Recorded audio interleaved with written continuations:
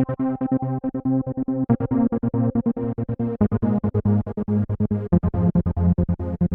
everyone, it's Jeremy and I'm here with a Q&A video today. I asked my followers on Twitter, Instagram, and YouTube to ask me questions for a Q&A video, and this is that video. I have done a couple of these Q&A videos before, however, it's been quite a while since I've done one. I think the last time I did one, I was under 1,000 subscribers. So I figured it was time to go ahead and do one again. Before I jump into answering the questions you all have asked me, I wanted to let you know I have branched out to even more video platforms than just YouTube. I'm now doing short videos on TikTok. Also, for those of you who don't know, in addition to keeping pets, I also enjoy playing video games, and I have been streaming on Twitch quite a bit lately as well. You can follow me on TikTok or on Twitch. I'll leave links to both of those down in the description below, as well as to my Twitter and my Instagram as usual. Now, without further ado, let's go ahead and jump right into the questions you guys have asked me. Hazel's Animals asked me, how many snakes do you own?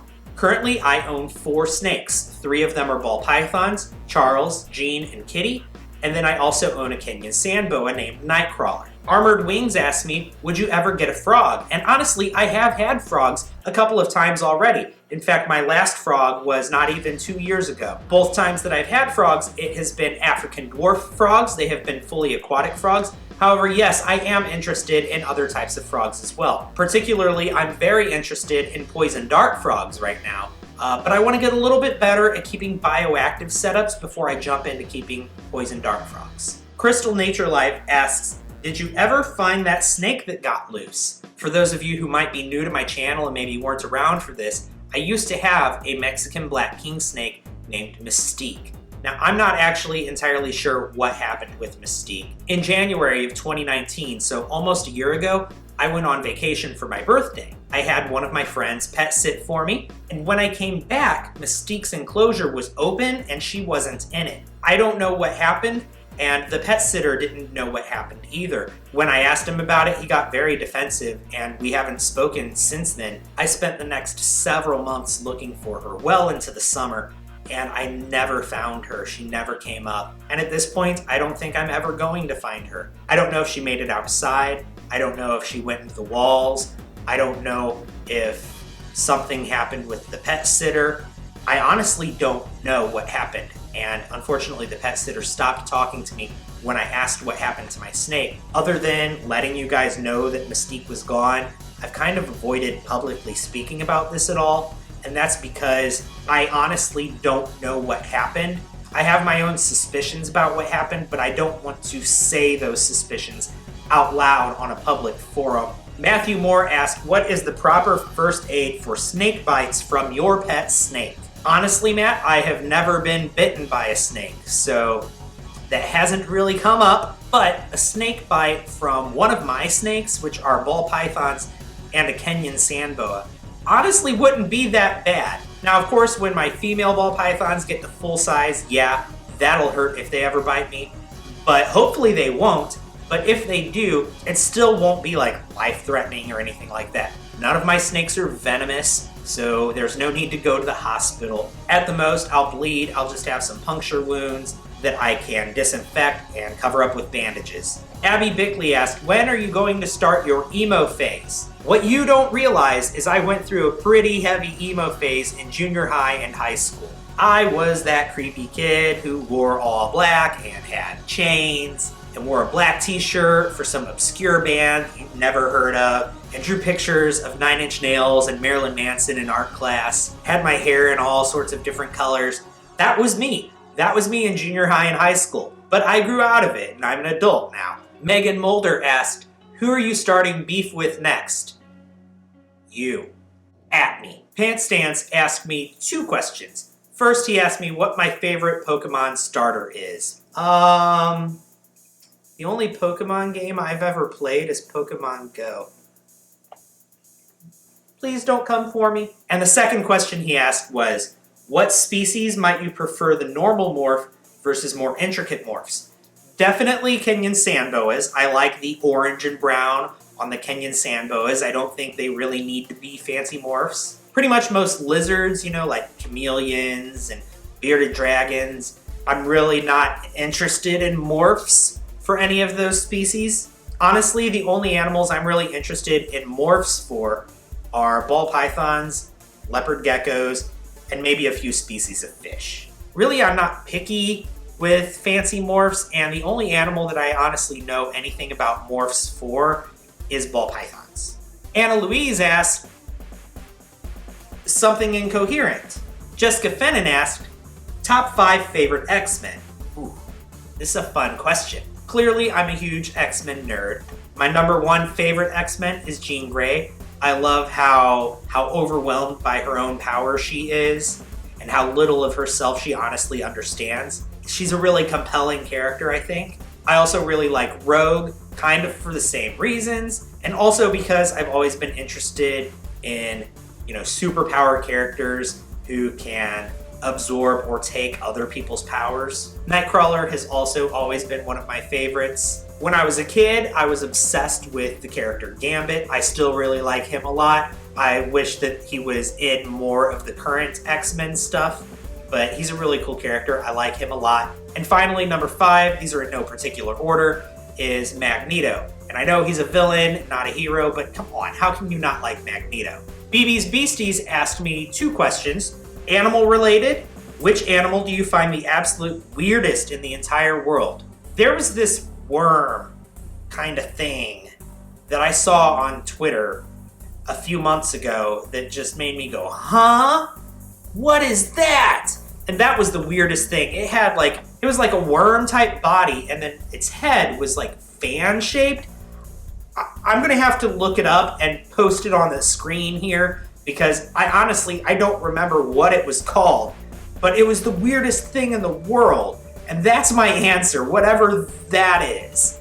And food related, what is your favorite snack in the entire world?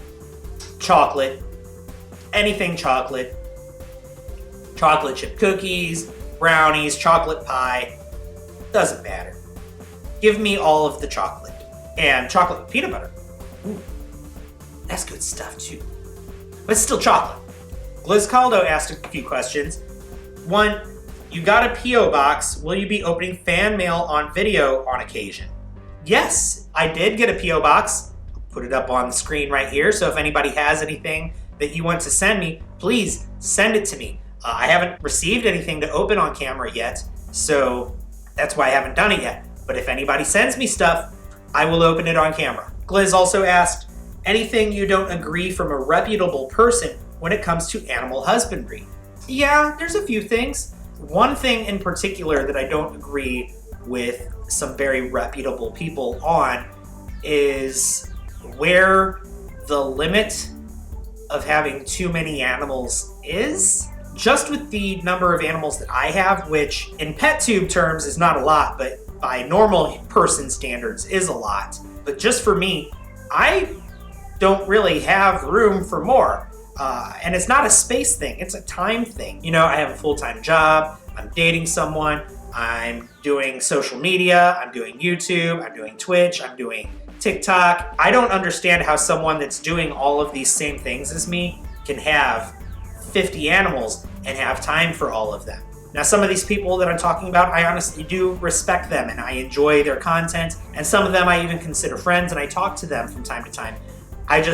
For me, I don't see how I would have the time to care for all of those animals properly while still working a full-time job and doing social media and dating and all of that. I just don't see how I would have enough time to devote proper attention to all of the animals that some of the other pet tubers have. Like I said, I respect a bunch of these people. Some of them are even my friends. I just couldn't do it myself, and I don't understand how they're not over their limit.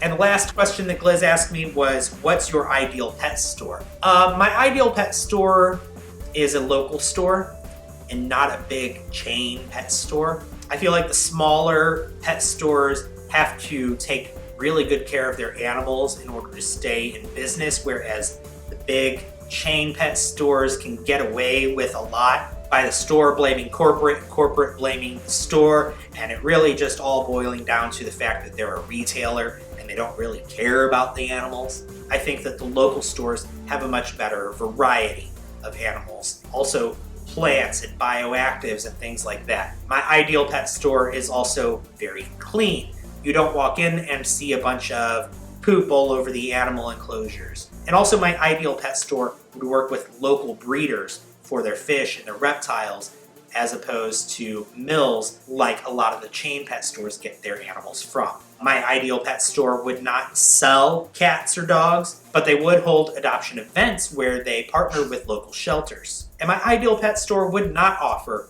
in-store veterinary care. Instead, they would refer you to a veterinarian. And finally, my ideal pet store would carry dubia roaches. Those are so hard for me to find locally. I have to travel at least a bare minimum of a half hour away to get dubia roaches right now. And I have a Petco and a PetSmart, both within walking distance. Freddie Turner asked me, favorite episode of a TV show. Favorite TV show I can give you, but favorite episode of a TV show? That's a tough question. I